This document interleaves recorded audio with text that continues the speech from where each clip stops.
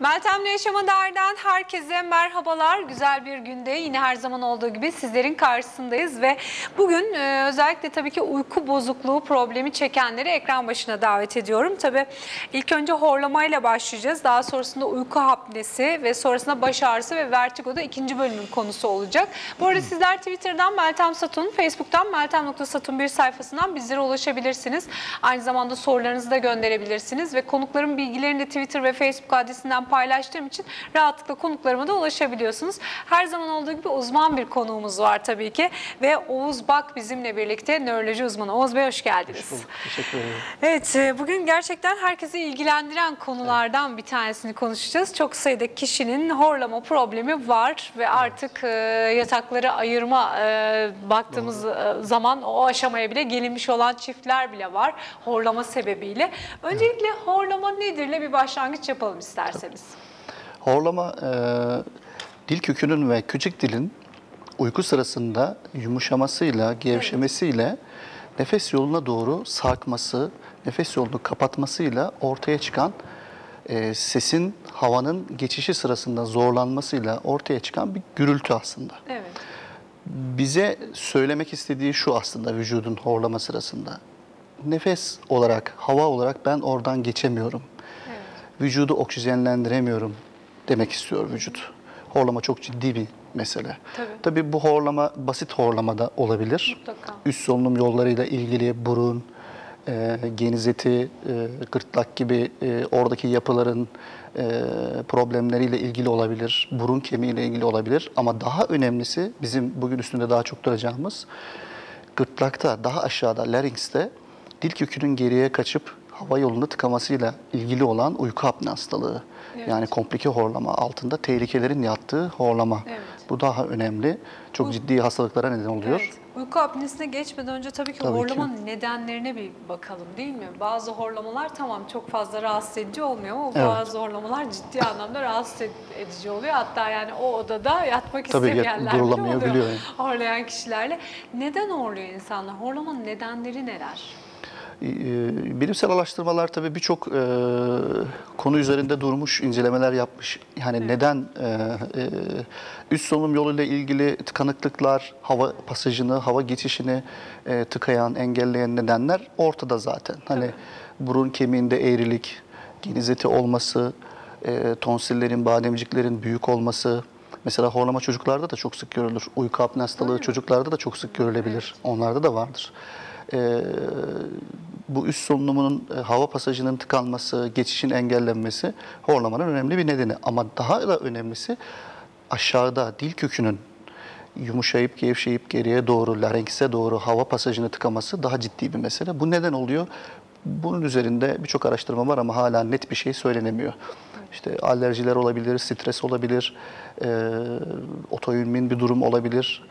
Ama benim kendi tecrübeme göre şunu görüyorum. Horlaması olan hastalarda sorguladığımızda, hani ben bir nöroloğum, aynı zamanda da hastalarımızın birçoğu nevrotik, psikiyatrik rahatsızlıkları da var. Hani bir nöropsikolojik olarak bir sorgulama yaptığımızda, analiz yaptığımızda hastaların çoğunun bir duygusal travması olduğunu görüyoruz horlaması olan hastalarımızın. Zaten ya çocukluğuyla ilgili ya gençliğiyle ilgili. Kişilerde de herhalde psikiyatriyle beraber çalışıyorsunuz herhalde değil mi? Psikologlarla, psikiyatriyle. Sonuç olarak tabii bu horlama sonucunda ciddi davranış bozuklukları, psikiyatrik rahatsızlıklar ortaya çıkıyor. Belki de hasta ilk önce onlara gidiyor. Anksiyete bozukluğu nedeniyle, çabuk sinirlenme nedeniyle, uyku bozukluğu nedeniyle, depresyon nedeniyle. Daha sonra onlardan bize tekrar geriye dönüyor tabii. Evet. Bu arada horlama ile ilgili resimlerimizi de alabiliriz değil mi? Arkadaşlarımız ekrana verirse resimlerin üzerine de konuşmaya başlarız. Şimdi uyku apnesi tabii ki çok büyük bir problem baktığımız zaman. Yani horlama diyoruz ama horlama tabii bazıları çok daha zararsız olabiliyor ama bazıları çok daha insanın sağlığına da tehlike yaratabiliyor. Uyku apnesi için herhalde bir test yapıyorsunuz ilk önce. Bu arada hemen bir ekrana gelen resim varken onun üzerine bir konuşalım isterseniz. Ekranda görüldüğü gibi o kırmızı alan dilimiz.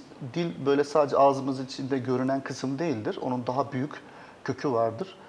O bütün gördüğümüz o kırmızı alan dil.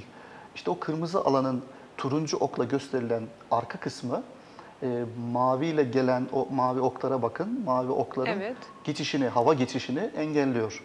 O sarı okların olduğu bölge trakea yani akciğere giren kanalların olduğu bölge. Görüldüğü gibi orada hava geçişi, hava pasajı engelleniyor. İşte orada hava zorlandığı için bir ses, bir gürültü ortaya çıkıyor. Evet. Buna da horlama Horlama diyoruz. deniyor. Uyku apnede de en önemli mekanizma bu. Evet. Bu dil kökünün pasajı engellemesi. Evet. Bu arada diğer resimlerimize de devam edebiliriz arkadaşlar. Evet, tam uyku apnesi Evet. testi demiştik. Orada kalmıştık zaten. Sanırım bu da testin yapıldığı bir ortamı Evet, gösteriyor. onu da anlatayım. Şimdi tabii horlamanın çoğunlukla nedeni uyku testlerinden sonra hani bu basit bir horlama mıdır, komplike bir horlama Evet. mıdır, altında uyku apne var mıdır diye mutlaka uyku testine sokmak gerekiyor hastayı. Yani anamnezle, hastaya soru sorarak, hastadan alınan bilgilerle teşhis koymak yeterli olmuyor genelde. Doğru. Ya da sadece burnuna baktık, kulak burun boğaz muayenesi yaptık. Evet, burun kemiğinde eğrilik var, işte genizeti var, o yüzden horluyor deyip işin içinden çıkmamak lazım. Tabii. Teşhisi atlayabiliriz. Uyku testine koyuyoruz hastaları. Şekilde görüldüğü gibi hastanın kafasına, Evet. çenesine, ağzına, gırtlağına, bacaklarına, kalbinin üstüne, göbek çevresine, göğüs çevresine bir takım sensörler, algılayıcılar bağlanıyor kablolar vasıtasıyla. Sonra bunlar toparlanıp bir bilgisayara geliyor. Evet. Yani bu uyku sırasında hasta teste girdiğinde akşam böyle 9 gibi hasta geliyor, uyku ilacı veriliyor, bu kablolar bağlanıyor. Hasta uyumaya başlıyor. Sonra teknisyenimiz başka bir odada bu gelen bilgileri bilgisayar üzerinde kaydediyor ve izliyor. Bu şekilde bir gece uyuyor mu? Bu şekilde hasta bir gece Evet. uyuyor. Aslında bu testin ikinci aşamasının bir göstergesi. Yani ilk gece burunda bu görülen maske yok. Evet. Birinci gece uykuda, teşhis gecesinde bu maske yok. İkinci gecede bu maske var. Yani 2 gece kalıyor o İki zaman gece aslında kalıyor. hastanede. Yani eğer birinci gece sonucunda Evet. ağır bir uyku apne hastalığı çıkarsa, teşhis koyarsak ikinci Evet. gece böyle maskeli makineyle, basınçlı bir makineyle, SPAP cihazı dediğimiz makineyle hastayı uyutuyoruz. Peki neyi izliyoruz biz bu uykuda? Bu kablolarla, bu sensörlerle Evet. hastanın beynindeki dalgaları algılıyoruz, görüyoruz bilgisayarda. Hasta ne kadar uyuyor? Gerçekten Evet. uyuyor mu? Uykunun hangi evrelerine uyuyor? Uyku Evet. 4 evredir. Birinci evre, ikinci evre, üçüncü evre ve REM uykusu diye 4 Evet. evredir. Bunların karakteristiği nasıl? Çoğu hasta gece uyuduğunu zanneder ama biz bilgisayarda orada görürüz. Aslında Tabii. uyuyamıyordur, sık sık uyanıyordur. Horlama sırasında nefesi durduğu için Evet. o horlamaların altında gizli saklı olan apneler dediğimiz nefesin durduğu anlar. Evet. Onlar ne kadar duruyor? 1 saniye mi duruyor? 10 saniye mi duruyor? 30 saniye mi duruyor? 60 saniye mi duruyor diye Evet. bütün hepsini bilgisayarda görebiliyoruz. Bunlar tek tek kaydediliyor. Dakika dakika, saniye Tabii. saniye.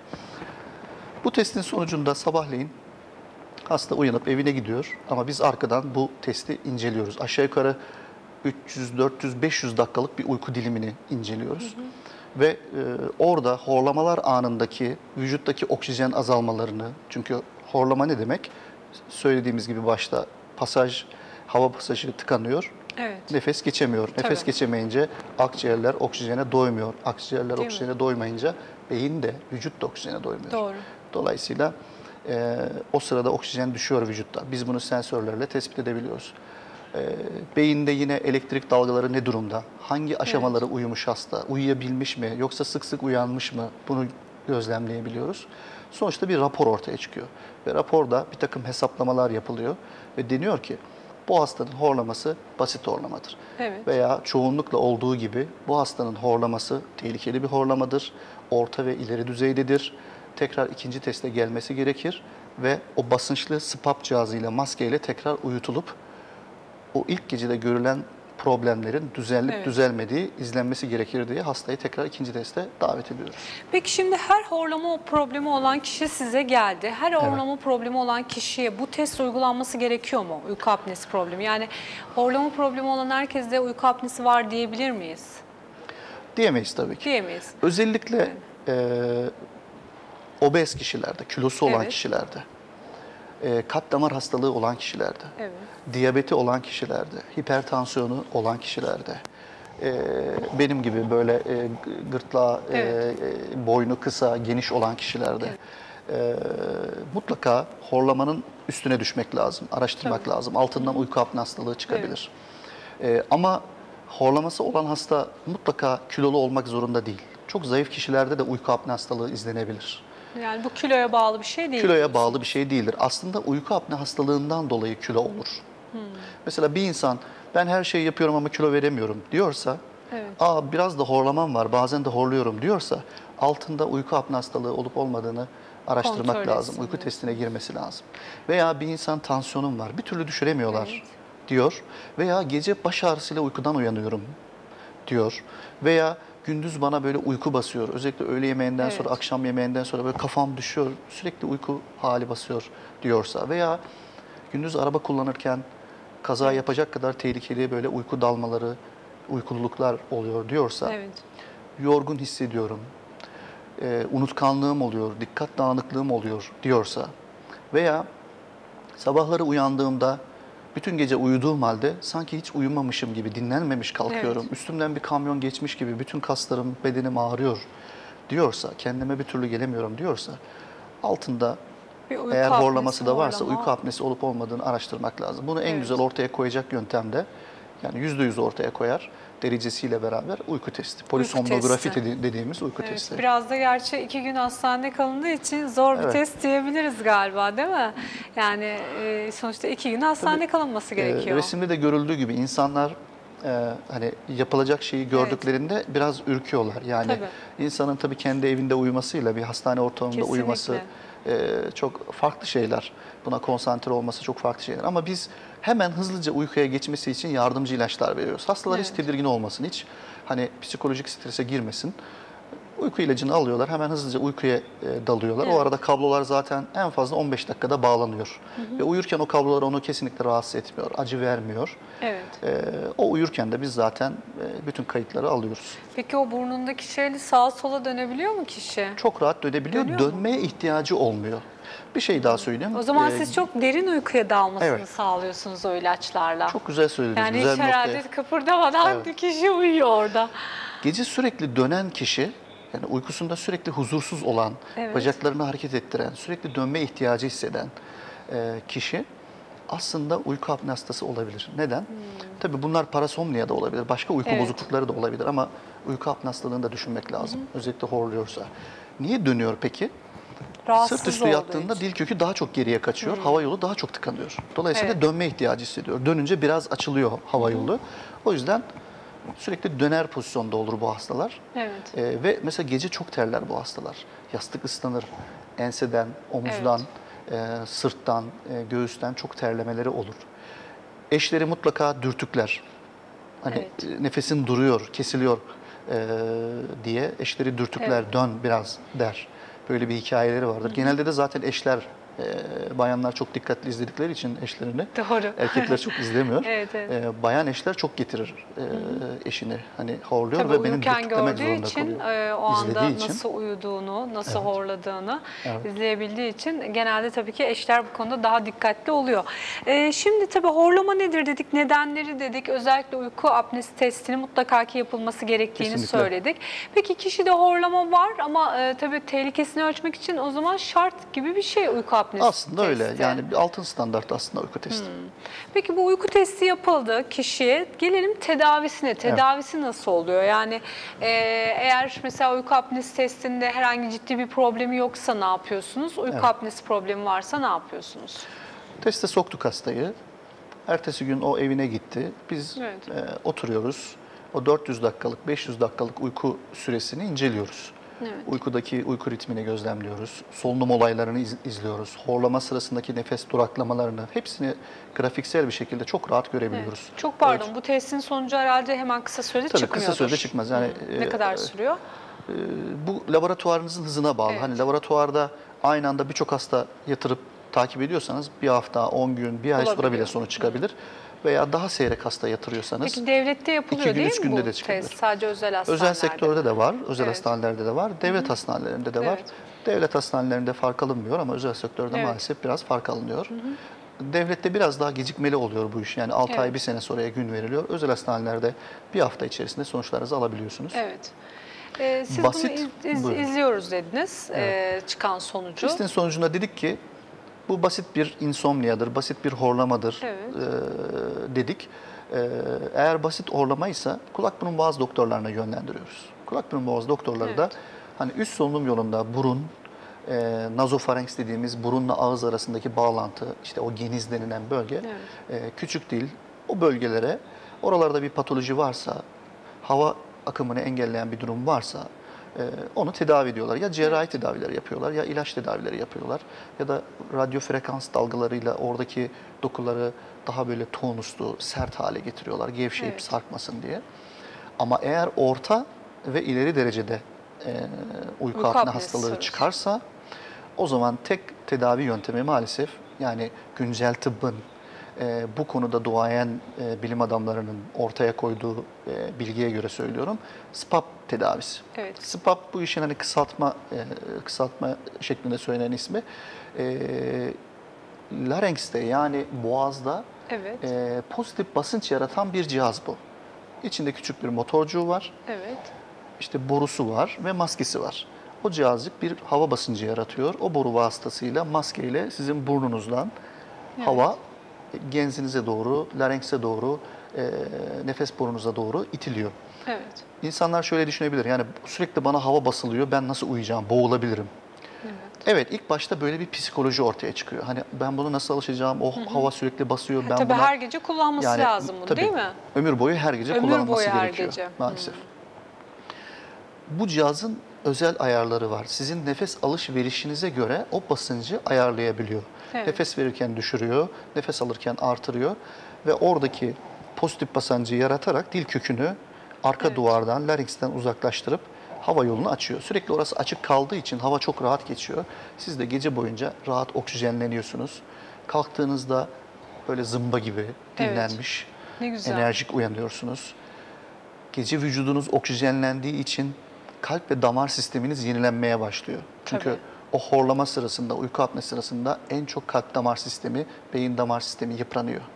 Tehlikelerinden biri bu hastalığın bu kadar üstüne düşülmesinin nedeni gece ani ölümler. Sabaha karşı ani kalp krizleri, sabaha karşı ani felçler. Bunların çoğunun, o gece ölümlerinin çoğunun altında aslında bu uyku apne hastalığı var. Çıkıyor, değil mi? Çok kişi de bilmiyor. Aynen yani öyle. Sonuçta geceleyin işte kalp krizi sonucu ölmüştür falan denilenler de çok oluyor. Halbuki uyku apnesi olabiliyor diyorsunuz. O duyduklarımızın çoğunun aslında horlaması vardır. Aslında çoğu kişide tabii baktığımız zaman neredeyse horlamayan yok gibi. Yani çok yaygınlaşmış bir hastalık diyebiliriz ama biraz herkes horladığı için ciddiye alınmıyor gibi geliyor bana. Tabii insanlar şey düşünüyor, hani yoruldum, horluyorum. İşte hava kirliydi, egzoz dumanı çoktu, horluyorum. İşte hava sıcaktı, yoruldum, horluyorum. Veya stresli bir günüm vardı, o yüzden horluyorum. İşte birkaç gece önceden uyumamıştım, dinlenmemiştim, horluyorum. Mesela şöyle bir şey var, antidepresanlar ve uyku ilaçları bu horlamanın şiddetini artırabilir, hastalığı artırabilir. Ama bizim hastalar, dinleyenler karıştırmasın, uyku sırasında, test sırasında verdiğimiz uyku ilacı bizim testimizi etkilemiyor. Diğer normal, rutin psikiyatristlerin, nörologların, pratisyenlerin yazdığı o antidepresanlar bu horlamayı artırabiliyor, hastalığı daha da belirgin hale getirebiliyor. Peki cihazı kullanmazsa ne olur? Yani şimdi biraz zahmetli ve ömür boyu kullanacak diyorsunuz. Böyle bir test yapıldı. Bu cihaza mahkum bir şekilde her gece kullanmak, çok düzenli kullanım şart mı? Tabii burada hani kar zarar hesabı yapmak lazım. Sonuçta şekil itibariyle, meşakkat itibariyle ortada bir cihaz var. Eşinizle uyuyacaksınız, o cihazda uyuyacaksınız veya belki yalnız kalıp bir odada uyuyacaksınız. Sonuçta o cihazın ses falan hafif de olsa herhalde. biraz sesi oluyor. Biraz, çok fazla değil. Artık teknoloji ilerledi, çok sessiz cihazlar çıktı. Ama şunu düşünmek lazım. Bir gece ansızın, değil mi? Yani ölüm sizi yakalayabilir. Tabii ki takdir ilahi, her zaman böyle bir şey olabilir ama hani neden korunma yöntemleri varken ömrümüzü uzatmayalım? Veya felç geçirebilirsiniz. Felçli yaşamak ne kadar zor? Tabii ki. Felçli bir hastanın bakımı ne kadar zor? Felçli bir hastanın ızdırabı, etrafındaki bakanlarının ızdırabı ne kadar zor? Veya işte kalp krizi geçirebilirsiniz. Veya hiçbir şey yaşamadınız, gündüz uykululuk halinden dolayı, işte uzun yol şoförüsünüz. Veya gündüz sürekli trafik içindesiniz, özellikle İstanbul trafiğindesiniz, kaza yapabilirsiniz. Birçok kazanın nedeni de budur. Tabii, değil mi? Uyuyakalıyor. Yani uyuyakalıyor. Kişi. Gündüz uyku basıyor ona. Gece uyumamış, dinlenmemiş. Derin uykuya dalamadığı için beyin yorgun. Ve nasıl uyudum anlamadım oluyor. İşte o kişilerin çoğunda, o kazayı yapanların çoğunda uyku apnesi muhtemelen var. horlama Şimdi var. çok ciddi bir problem tabii ama daha öncesinde mesela bir önlem de alınamıyor mu? Yani bunun sanırım anladığım kadarıyla tedavisi bir tek bu cihazla ömrü hayatı boyunca Evet. kullanarak geçiyor. Yani başka bir tedavisi yok herhalde. Maalesef şu anda Ee, yok. Yani şu Peki andaki bunu daha öncesinden bu aşamaya gelmeden evet. ne yapmalı kişiler? Bir kere ailede böyle bir hastalık varsa, Evet. yani benim babam horlaması vardı, uyku apne hastalığı vardı, annemde vardı, dayımda vardı, amcamda var. Genetik faktörler çok önemli. Mutlaka egzersizine, sporuna, beslenmesine dikkat etmeli. Her şeyde olduğu Evet. gibi bütün hastalıklarda Tabii. düzenli beslenme, Değil mi? ondan sonra egzersiz, bunlar Doğru. çok önemli. Vücuda kilo aldırmama Evet, çok önemli. Bunları yaptığınızda zaten birçok hastalıktan korunmuş oluyorsunuz. Evet. Ama özellikle tabii ki aile öyküsü varsa, ailesinde felç geçiren varsa, Evet. kolesterol yüksekliği olan varsa, kalp damar hastalığı olan varsa, obezite, şişmanlık varsa mutlaka egzersizine ve beslenmesine dikkat etmeli. Hatta çok erken yaşlarda ufak ufak horlamalar başladığında bile hemen bu teste girip bir durumu kontrol ettirmeli. İlaç tedavisi diye bir şey söz konusu değil mi peki? Yardımcı ilaç tedavileri var. Şöyle ki gündüz uykululuğu, gündüz uyku basması, gündüz unutkanlık, gündüz yorgunluk durumunu azaltmak için bazı uyarıcı ilaçlar kullanılabiliyor. Ama onun dışında herhalde Maalesef şu ilerlemesi anda tek çözüm tek dediğiniz çözüm o cihaz. cihazı kullanmak. Canlı yayında birlikteliğimiz devam ediyor. Ekranlarını yeni açan seyircilerimiz için hemen bir hatırlatma yapmak istiyorum. Nöroloji uzmanı Oğuz Bak bizimle birlikte.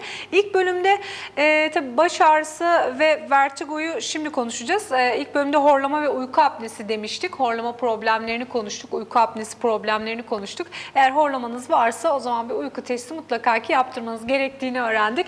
Ve uyku apnesi olan problemi olan kişiler de mutlaka ki bir cihazla değil mi hayat boyu yaşamak zorundalar. Evet, ama tabii maalesef. ki hayat kaliteniz açısından ani böyle bu tarz problemler yaşamanız açısından eğer horlama probleminiz varsa mutlaka bir doktora başvurmanızı öneriyoruz değil mi? Bu arada Oğuz Bey'e ulaşmak isterseniz oğuzbak.com kendi internet sitesi de var. mediviahospital.com'dan da ulaşabileceğinizde hemen hatırlatalım. Arkadaşlarımız şu anda ekrana da veriyorlar zaten. Sorularınızı oradan da yönlendirebilirsiniz. Şimdi bu bölümde de baş ağrısı ve vertigo konuşacağız. Baş ağrısı ciddi anlamda baktığımız zaman artık günlük hayatımızın akışını etkiliyor. Bu migren olabiliyor. Baktığımız zaman baş ağrısı olmayan yani bir gün içerisinde veya işte bir ay içerisinde bir baş ağrı problemi olmayan kişi yok gibi bir şey artık. Ama tabii hangi noktalarda tehlikeli olduğu önemli. Şimdi baş ağrısı migren aynı şey midir? Öncelikle onu hemen bir aydınlatalım. Baş ağrısı aslında genel bir isim. Evet. Ama baş ağrısı adı altında, o grup altında dünya kadar Evet. çeşitli baş ağrısı tipleri var. Migrende en çok görülen baş ağrısı şekli. Baş ağrısı şekli diyebiliriz. Evet, diyebiliriz. Peki baş ağrısı ne zaman tehlikeli olmaya başlar? Hangi belirtilerde artık doktora gitmemiz gerektiğini düşünmemiz gerekiyor? Şimdi böyle her şeyde de tabii sizin kapınıza gelmemek gerekiyor. Böyle bazı bakıyoruz hatta belli bir yaştan sonra ben görüyorum hastanede aktivite olarak bile doktora giden kişiler var. Yani böyle o bir aktivite haline gelmiş hastaneye gitmek. Ama hangi noktada artık mutlaka ki bir doktora gidilmelidir deriz. Baş ağrısını şöyle bir açalım, konuyu bir açalım ama öncelikle bir tehlike çanları ne zaman çalmaya başlar? Önce tehlikesinden bahsedelim. Evet. Yani şimdi çocuklar ve yaşlılar çok önemli. Tabii. Bizim nörolojide bazı tanı kriterleri vardır. Yani hocalarımız bize tıp dünyasında eğitimini alırken konferanslarda falan şunlar varsa eğer mutlaka bir beyin tomografisi ya da beyin MR'ı çektirin hastaya derler. Evet. Ve bu hep öğretilir öğrenciliğimizden itibaren. Bir çocuk hasta, başı ağrıyor diyorsa anne baba bunu çok ciddiye almalı. Yani işte çocuk okula gitmemek için yapıyor veya işte şımarıklık için yapıyor, nazlanıyor falan dememek lazım. Çünkü çocuklarda en sık migren görülür. Evet. Daha yakın sıklıkta tümörler de baş ağrısı yapabilir. Yine baş dönmesi çocuklarda migrene bağlı olabilir ama hemen yakın sıralarda sebepleri sıraladığımızda tümörler önemli bir nedendir. Çocukları dikkate almak lazım. Yaşlılar, o güne kadar hiç baş ağrısı olmayan bir yaşlı başım ağrımaya başladı diyor. Evet. Tabii ki stresi vardır, gerginliği vardır, üzüntüsü vardır, çocuğu evlenememiştir, kızı üzgündür, eşi ona kötü davranmıştır, hasret çekiyordur, yani bir sıkıntı vardır, strese bağlı baş ağrısı olabilir. Ama hemen öyle deyip geçmemek lazım. Çünkü yaşlılarda damarlar ve beyin zarları hassas, kanamaya müsait. Evet. Çok hafif bir kafa çarpmasıyla bile ya da bazen hiç çarpmadan bile beyin kanamaları çok rahat olabilir. Bunlar da baş ağrısı şeklinde yansıyabilir. O yüzden yaşlı insanda baş ağrısı varsa mutlaka hemen önce bir tomografisine bakmak lazım. Evet. Yani bunda da tomografi çekilmesi Tabii gerekiyor. ilk tercihimiz tomografi. Evet. Ama biraz daha detaylandırmak istersek hani damarlar ne durumda, beyin zarları ne durumda, beyin dokusu ne durumda, o zaman MR'a da gönderiyoruz. Bazen bir tomografi ardından MR'da isteyebiliyoruz. Tabii nörolojik muayene çok önemli ama bazen hiçbir muayene bulgusu olmadan da sadece baş ağrısıyla da bir beyin kanaması gelebilir. Mesela tecrübemiz vardır. Hasta, 60 yaşında bir hastam vardı. Böyle çok hastam olmuştur. Bir hafta boyunca bütün hastaneleri gezmiş, özel hastane dahil, acillerine gitmiş, dolaşmış, gezmiş, gelmiş ve sürekli şu cümleyi söylemiş. Ben ağrı kesici içiyorum ama ağrım bir türlü dinmiyor. Ve çekilmemiş tomografi. Yani Şimdi orada ağrı hekimin kesici, uyanması gerekir. Şimdi burada çok önemli bir şey söylediniz. Çok önemli. Yani ağrı kesici içmemize rağmen ağrımız geçmiyorsa o zaman problem var Burada bir demektir, sıkıntı değil var. mi? Yani burada bir nöroloğa gidin, üşenmeyin. Yani altından çok ciddi şeyler çıkabilir ve o hastada çıkmıştı. Ve onun gibi onlarca hastam oldu. Bir film çektik, beynin iki tarafında zarlar arasında kanama olmuş. Sonra daha derin MR ve anjiyo yapıldı. 2 tane baloncuk, anevrizma tespit edildi. Sonra ameliyat oldu, hayat kurtuldu. Yani bunlar önemli. Eğer ağrı kesiciye rağmen ağrı geçmiyorsa veya o güne kadar hiç ağrınız yokken ağrınız başlıyorsa bunlar çok önemli. Peki bir O de durumda süresi de önemli mi? Yani mesela işte şu kadar gündür baş ağrım sürekli devam ediyor. O süreler de önemli mi? süreler de önemli. Şu daha çok önemli. Eğer çok şiddetli böyle nasıl diyeyim işinizi gücünüzü yapamayacak, yaşamınızı kısıtlayacak şekilde ani başlayan, bulantı kusmayla beraber olan ve özellikle enseden gelen baş ağrılarında beyin kanamasından şüphe etmek lazım ve mutlaka bir doktora başvurmak lazım. Bir muayeneden geçmek lazım, nöroloji doktoruna. Çünkü diğer hekimlerimiz tabii ki bilirler, anlarlar ama nöroloji biraz daha özel bir muayenesi olan, daha özel böyle ipuçlarını yakalama soruları olan bir bölüm, branş. Nöroloji hekiminin muayenesinden, kontrolünden geçmek biraz daha önemli. Resimlerimiz var arkadaşlar. Resimlerimizi de verebilirsek daha iyi algılanmasını da sağlayabiliriz konunun. Gerçekten baş ağrısı çünkü günlük hayatımızı etkileyen bir ağrıdan bahsediyoruz şu anda. Tabii bir de biraz önce migrenin de sanırım biraz belirtilerinden de bahsettiniz. Migren, baş ağrısı daha genel dedik. Migren biraz daha özel bir adla diyebiliriz değil mi? Yani baş ağrılarının en sık görülen nedenleri migren. Bu slide değil de daha önceki slaytlara bir önceki slayta geçebilirsek arkadaşlar. Migren ve gerilim baş ağrısı en sık baş ağrısı nedeni. Aslında baş ağrısı bir elektrik bozukluğu. Yani bu kanama yoksa, tümör yoksa, baloncuk anevrizma yoksa, yani yapısal bir problem yoksa, beyin MR tamamen normal, muayene tamamen normal ama başınız ağrıyor. Ve yıllardır ağrıyor veya yeni başladı. Ataklar halinde ağrıyor veya bu slaytta değil, önceki.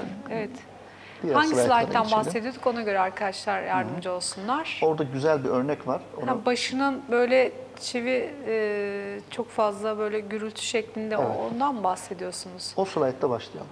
Ya da o değil de orada nöronları gösteren bir resim olması lazım. Onu arkadaşlarımız bulabilirlerse nöronları gösteren resmi hemen alabilsek çok iyi olur. Kronik baş ağrılarında, migren ya da gerilim baş ağrısında olay bir elektrik bozukluğu. Yani nöronlarımız, beyin hücrelerimiz bazı bölgelerde böyle anormal elektrik üretiyor. Yani bunu anlaşılacak şekilde anlatıyorum. Bu anormal elektrik beyin damarlarına yansıyor. Yani beni bir nöron olarak düşünün. Benim ahtapot gibi kollarım, ayaklarım var. Nöronlar, beyin hücreleri bütün etrafındaki damarlara böyle uzanırlar ve onları tutarlar. Bu sırada bende huzursuzluk olduğunda yani nöron hücresi olarak bende bir anormal negatif elektrik olduğunda ben o etrafındaki damarları önce şöyle bir sıkarım. Bu tabii stresten oluyor değil mi? Her zaman şart değil. Neden oluyor? Bazen mutlu anlarımızda da olabilir baş ağrısı. Mesela migren çok keyifli bir anda da gelebilir. Tetikleyen faktör çok nedendir bilinmiyor. Yeme içme? Etkili. Evet, Yani, kahve falan. Kahve aslında azalttığı söyleniyor. Tetiklediği başarıları da var ama genelde iyi geldiği söyleniyor. Evet. Mesela elmanın iyi geldiği söyleniyor. Evet. Yeşil elmanın, ekşi elmanın migrene. Bu damarları ben daralttığımda beyinde bir kanlanma azlığı oluyor. Dolayısıyla hasta baş ağrısında hissettiği o yorgunluk, uyku hali, sersemlik hali, algılayamama, dikkat dağınıklığı gibi şeyleri hissediyor. Veya dolgunluk.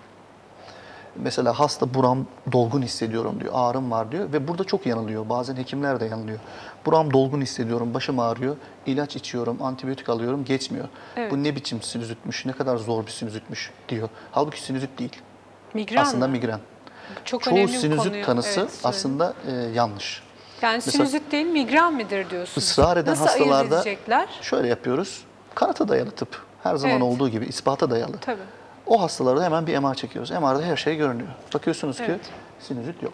Şimdi slaytta göründüğü gibi o Evet. kırmızı parlaklıklar, maviler beyin hücreleri. Evet. Beyin hücrelerinin o kolları, mavi çubuklar diyelim, ipler diyelim. Oradaki o kırmızılıklar ateşlenmeler, negatif enerjiler. Evet. Bir nevi şartel atması gibi düşünün.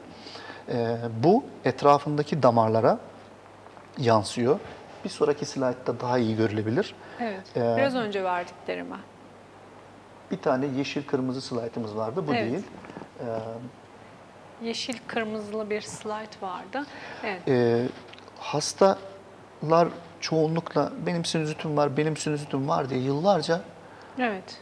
vakit kaybediyor. Aslında migreni var. Hatta ona MR çektiğinizde bakın sizin sinüzitiniz yok.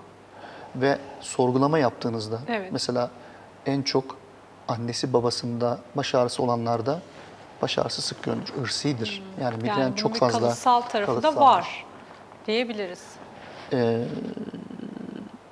Sinüzit değil de migren olduğunu inandırmak zor oluyor bazen. Tabii. Çünkü sinüzit daha hani kolay tedavi Evet, edilebilir hafif bir bir şey. hastalık gibi görünüyor. Migren daha kronik bir Tabii.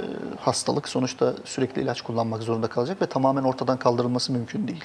Doğru. Hani şu tedaviyi yapalım da migreni silip süpürelim, beyinden kaldıralım diye bir yöntem maalesef şu anda yok. Birçok yöntem uygulanıyor tabii. Nöral terapiler, akupunktur, davranış terapileri. Öneriyor musunuz bunları? Öneriyoruz, faydası var. Evet. Ama yani bunların geçici hepsi süre. geçici mi? Geçici süre. Peki ne yapacak kişi? Yani sürekli olarak ya hayatını mı değiştirecek? Stresten uzak kalması mesela Evet, mümkün mümkün değilse yani ne yapabilir? Yani sonuçta bunu bir kronik hastalık olarak kabullenip nasıl diyabet hastası, şeker hastası sürekli ilacını kullanıyor ve şeker Evet. normal düzeylerde gidiyor. Evet, bu slide. Bakın burada kırmızı gördüğünüz renk damarlar. Beyin Evet. damarlarımız. Bunlar beynin kılcal damarları. Orada yeşil gördükleriniz ip gibi olanlar sinir hücreleri ve onların uzantıları. Bakın hep damarların paralelinde, damarların üzerinde Evet. yeşil böyle sinirler var, ağlar var. İşte o yeşil sinirler üzerinde, o ipler üzerinde bir elektrik anormalliği olduğunda o hemen yanımdaki kırmızı damarı ben kastırıyorum. Ve beyinde kanlanma azlığı yaratıyorum. Evet. Aradan yarım saat, bir saat geçtikten sonra o damarları bu sefer gerdiriyorum. Gerdirince işte ağrı ortaya çıkıyor. Mesela migrende ne olur? Önce şöyle bir ışık çakmaları, bulanık Evet. görmeler, puslu görmeler, bir kafada bir ağırlık, uyku hali olur. Sonra birden şiddetli ağrı girer. Veya hafif baş dönmesi, bulantı olur. Evet. Sonra birden ağrı girer. İşte bu mekanizmadan dolayı olur. Her migren klasik değildir. İnsanlar burada yanılıyor. Farklı. Hastalarımız Farklı çok mıdır? yanılıyor. Yani benim midem bulanmıyor ki o yüzden benim migrenim yok. Veya Evet. benim yarım baş ağrım yok ki o yüzden migrenim yok. Migren bütün başı da ağrıtabilir. Evet. Sinüzit gibi belli bir bölgeyi de ağrıtabilir. Göz ağrılarının çoğu aslında migrendir. Göz ağrısı. Yani göz muayenesine gittiniz, Evet. göz tansiyonunuz yok. Ama miyop, hipermetrop olabilir. Onlar baş ağrısı yapmaz. Veya astigmatınız var, baş ağrısı yapmaz. Göz tansiyonunuz varsa o göz ağrısı yapabilir. Ama göz Evet. tansiyonunuz normal. Ama hala göz ağrılarınız var, göz üstlerinde ağrılarınız var. Evet. Migren. Çoğunlukla migren çıkar altında. Ense ağrılarınız. Bizim insanımız hep ensem ağrıyor, tansiyonum yükseldi. Doğru. Büyük bir yanlış. Tansiyondan baş ağrısı olmaz. Şimdi çok spekülatif ve radikal bir laf söylüyorum. Burada hani bazı doktor arkadaşlar da bana karşı çıkabilir ama bize göre yani nörolojiye Evet. göre tansiyon yükselmesi eşittir baş ağrısı değildir. Başınız ağrıdığı için tansiyonunuz yükselebilir ya da tansiyonunuz düşebilir. Yani Tansiyonum yükseldi, başım ondan ağrıyor deyip hani bir tansiyon hapı atayım da düzelsin. Çoğunlukla da düzelmez. Dememek lazım. Mutlaka bir doktora görünmek lazım. Yani Bunu bunun özellikle altında bir belirtiyorum. gerilim baş ağrısı, bir migren çıkabilir. Yani burada teşhis anladığım kadarıyla çok önemli. Karıştırılabiliyor. İşte sinüzit deniyor ama aslında migrendir diyorsunuz. Aynen Yani öyle. migren Göz problemi ağrılarının vardır ve diyorsunuz. sinüzit Göz ağrıları denen ağrıların çoğu Evet. bize geldiklerinde yani bir şekilde ya doktor yönlendirince ya da bir de nörolojiye görüneyim Evet. dediğinde migren çıkıyor. Şimdi nöral terapi falan kullanılmadığını, uygulatmadığını kişinin düşünürsek eğer migrende, baş ağrısında tamamen ilaç tedavisi kullanıyorsunuz İlaç değil tedavisi mi? kullanıyoruz ama ağrı kesicileri kullanmıyoruz. Neden? Hala hekimlerimizin bazıları da eski tedavi yöntemlerini uyguluyorlar. Ağrı kesiciler kullanabiliyorlar. Ne demiştik mekanizma olarak? Bu bir elektrik bozukluğu. Evet. O zaman biz bu elektrik bozukluğunu düzeltelim.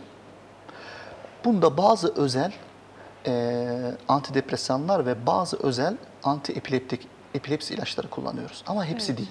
Bütün epilepsi ilaçları değil, bütün antidepresanlar değil.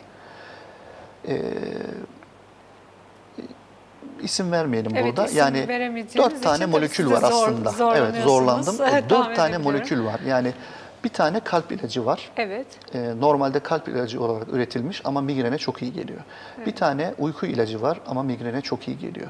2 tane epilepsi ilacı var ama migrende de çok iyi geliyor. Evet. Bunlar düşük dozlarda migreni çok iyi durduruyorlar. Ağrının gelmesini önlüyorlar. Profilaktik tedavi. Ve hasta bunu mesela benim kış döneminde daha yoğun ağrım oluyor diyorsa o zaman kış boyunca o ilacı kullandırıyoruz, yazın kesiyoruz.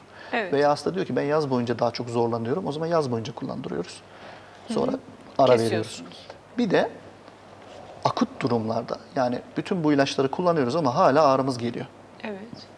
Atak halinde bir migren atağına Evet, hep yakalandık. çok duyarız. Migren atağım var Yani derler. ne yapacağız? Onun için de ilaçlar üretilmiş. Ağrı kesici değil. Özel o damar hareketini, daha önce bahsettiğim damar hareketini durduran, dolayısıyla da ağrıyı engelleyen böyle içinden 3 tane 6 tane çıkan özel akut durumlar için ilaçlar Evet. üretilmiş. Değişik değişik bir sürü çeşidi var. Onları cebimizde taşıyoruz. Migren hastası onu cebinde taşıyor. Evet. Baktı ki ağrım geliyor yavaş yavaş, benim başım ağrıyacak veya adet dönemine giriyorum, başım ağrıyacak Evet. veya işte deniz kenarına gidiyorum, güneşleneceğim, güneş beni etkileyip başım ağrıyacak. Onu cebinde taşıyor veya kar yağıyor, soğuk var, Evet. lodos var, ben dışarı çıkacağım, onu cebinde taşıyacak. Hemen baktı, hissediyor, geliyor ağrı yavaş yavaş, ondan bir tane yutunca, onlar ağızda eriyen ilaçlardır, hemen etki gösterir, Evet. ağrı gelmiyor, durdurmuş Şimdi oluyoruz. 9 dakikamız varmış. Vertigo'ya da geçmek istiyorum ama onun öncesinde şunu söyleyeceğim. O zaman bu anlattıklarınızdan şöyle bir sonuç çıkıyor. Yani bizim başımız ağrıdığında bir ağrı kesiciye başvurmayacağız. Hayır. Yani onu özellikle Bakın, belirtelim çünkü hepimiz onu yapıyoruz. Bir Ben de depresyon dahil da baş olmak ağrısıyla üzere. kendini gösterebilir. Evet. Bir hasta depresyondadır ama farkında değildir ya da etrafı farkında değildir. Bunu baş ağrısı olarak yansıtır. Ama o ağrıyı mesela migren ilacıyla veya ağrı kesiciyle düzeltemezsiniz. Önce depresyonu düzeltmek lazım. Evet, o konuda mutlaka ki o Veya zaman bir nöroloji uzmanına danışacağız. Baş Horlamanız ağrısı var, gece uyku apneniz var, Evet. başınız ağrıyor. Ve o ağrıyı ağrı kesiciyle düzeltemezsiniz. Horlamaya yönelik tedavi yapmanız lazım. Ama şimdi baş ağrısı olduğunda da ağrı kesici aldığımızda geçiyor. Benim mesela öyle oluyor. Doğrudur. O geçen ağrılar çoğunlukla gerilim baş ağrısıdır. Ya da hafif migrendir. Evet. O Ondan yüzden. dolayı geçiyor. Yoksa ciddi olsa geçmez Ciddi olsa diyorsunuz. geçmez. Evet. Biraz da vertigodan Tabii. konuşmak istiyorum. Çünkü vertigo şu anda çok da duyduğumuz işte baş Evet. dönmesi ve insanın günlük hayatını çalışan insanların özellikle etkileyen ağrılardan bahsediyoruz. O anda bir araba kullanıyorsa veya herhangi bir şekilde bir durumdaysa düşmelere de yol açabiliyor tabii doğal olarak baş dönmesi sonucu. Doğru. Vertigo nedir? Tabii bilmeyenler için genelde herkes biliyor gerçi ama Bunu artık insanımız çok öğrendi. Yani kulaktaki, iç kulaktaki kristallerin yerinde Evet. oynaması diye artık biz de doktor olarak bunu kullanıyoruz. O zaman çok rahat anlıyorlar. tabii. Slide koyduğumuzda da orada hangi cihazın bozulduğunu göstereceğiz. Evet. Resimlerimizi Vertigo desteklersek. çoğunlukla iç kulaktan kaynaklanan bir işte etrafı döner tarzda, kendi dengesiz olma tarzında, midesi bulanıyor tarzda hissedilen bir algı bozukluğu aslında. Evet. Niye oluyor? İç kulakta salyangoza benzer bir cihazımız var. Bir sağda, bir solda. Evet. Bunların içinde özel sular var. Bu salyangozun içinde. Bu salyangozun duvarlarında, o suyun içinde gezdiği duvarlarda özel kristaller var. Bu kristaller o duvarlardan kopup suyun içine düşüp serbest yüzmeye başlayınca beyin nerede olduğunu, hangi pozisyonda olduğunu bir türlü algılayamıyor. Algılayamayınca Evet. her yer dönmeye başlıyor. Dolayısıyla da bulantı da eşlik ediyor buna. Denge bozukluğu da eşlik ediyor. Ama bazı şeylere dikkat etmek lazım. Yani sebepleri nedir mesela? Evet. Neden oluyor bu denge bozukluğu? En çok stres. Kristaller neden baktığımızda yerinden oynuyor? Stresten. En çok stres. Evet. Yani bütün hastalarda sorguladığınızda hikayeyi bakıyorsunuz ki, bu arada bayanlarda daha çok, Evet, hep bir çok üzüntü duyuyorum. yaşamış, bir sinirlilik yaşamış, işte bir kalp kırıklığı yaşamış veya bir şeyin sürekli bir borcun veya çocuğuyla ilgili bir derdin veya kendiyle ilgili bir derdinin sürekli takıntısı içerisinde. O hastalarda daha çok görüyoruz. Evet. Veya ağır bir, yorgun bir günlük işten sonra işte ev temizlemiştir veya işte odun kırmıştır veya işte o gün akşama kadar trafikte dönüp durmuştur. Yoğun bir günlük iş aktivite sonrasında, ishal sonrasında, grip sonrasında çok sık görüyoruz. Veya bazen vertigo migrene eşlik edebilir. Yani migren vardır sizde, Evet. bazen baş ağrısı olmaz. Hani baş ağrısı atakları şekliyle gelmez. Vertigo atağı, baş dönmesi atağı şeklinde gelir. Çocuklarda öyle olur mesela. Evet. Çocukluk migreninde böyle sık sık baş ağrısı da olabilir. Sık sık baş dönmesi, kusma atakları şeklinde de gelebilir. Vertigo Evet. atağı şeklinde gelebilir. Yine tabii daha ciddi bir mesele vertigo ve denge bozukluğunda beyin sapı ve beyincik. Beyin sapı ve beyincik de dengeyi sağlayan bir en önemli organlarımız. Şu kafatasının kökünde bir bölge. Oranın damar tıkanıklıkları, tümörleri, kanamaları, damar problemleri yine baş dönmesine, denge bozukluğuna neden olabilir. Dolayısıyla vertigonuz olduğunda tabii ki bir doktor, iyi bir doktorun muayenesiyle bunun iç kulaktan geldiği anlaşılabilir ama yine de bir MR'a bakıp beyin sapında ve beyincikte bir problem var mı, damar tıkanıklığı var mı, damar problemi var mı, tümör var mı diye incelemek, araştırmak lazım. Şimdi çok az bir zamanımız var. Tabii. Tedavisine Hemen. de hemen geçelim. Tedavisi var mıdır? Zor bir tedavi Çok mi? kolay. Uyku apnesinde olduğu gibi. Hemen onu bir öğrenelim. Çok kolay. Baş dönmesi olduğu zaman özellikle de iç kulaktan kaynaklanan bu kristallerin yerinden oynamasıyla ilgili baş dönmesinde hastalar bize gelir. Öncelikle bir manevra yaparız onlara. Hastayı sedyeye yatırırız.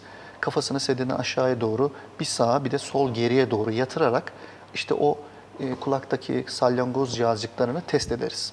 Evet.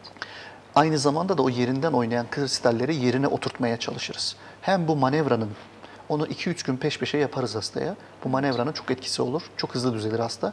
Beraberinde de hem serum ve haplar veririz. Çok kötü olmaz mı o anda manevra O anda çok yaparken? kötü oluyor. Evet, manevra Yani yaparken şimdi düşündüm de normal daha kötü insan bile. oluyor hasta. Ama çok kısa sürede düzeliyor. Yani 1 dakika, 2 dakika hasta kötüleşiyor. Evet. Sabrederse çok güzel rahatladığını görüyor.